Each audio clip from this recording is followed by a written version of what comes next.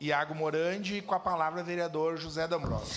Senhor presidente, não... Peço a palavra, presidente. Senhor presidente, eu não ia falar, mas o Iago quer que eu convença ele, então... O senhor sabe quanto é que custa uma passagem no interior? R$16.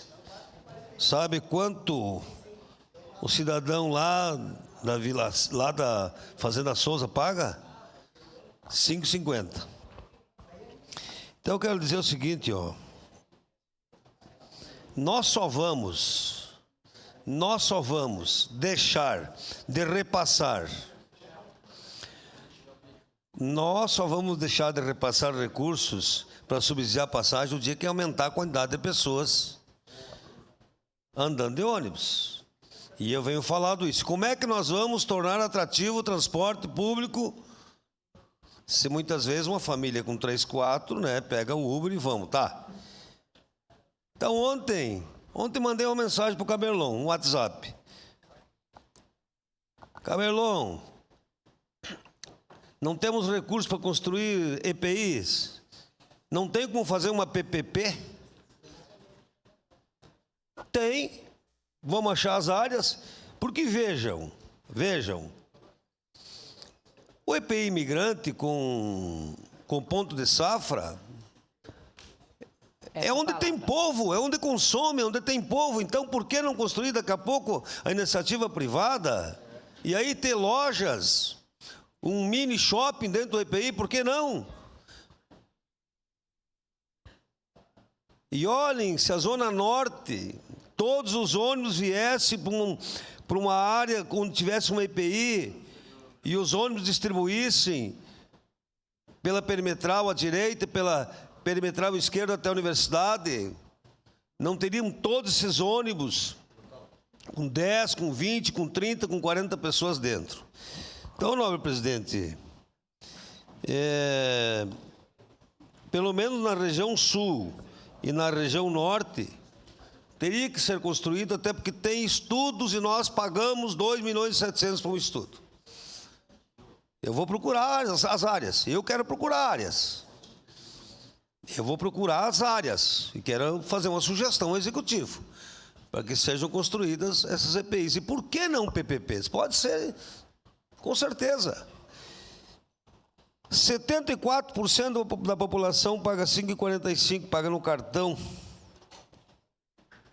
Por que também nós não aumentarmos daqui a pouco mais meia hora na tarifa verde de manhã e meia hora de tarde?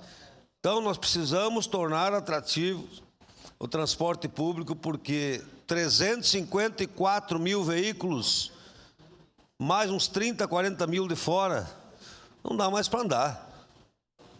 Não dá mais para andar na cidade. Eu nunca vi, se possível.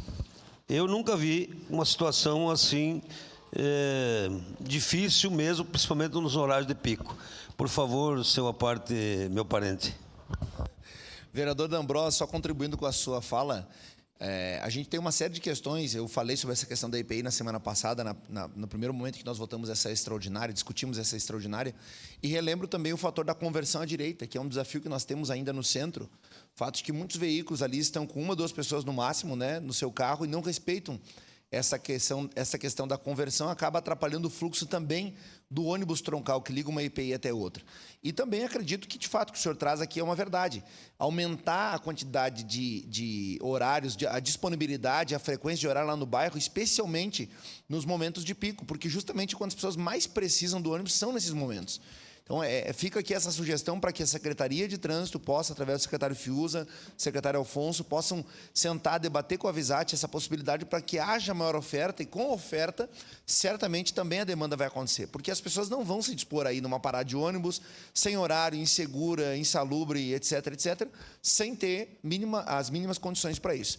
Obviamente, uma discussão tem que ser feita em tempo oportuno, mas ela volta aqui em momentos como esse, onde a gente está votando aí a troca da rubrica, né? É importante que também seja dito isso. Obrigado. Obrigado. Estou muito feliz com a Secretaria de Transportes, que deve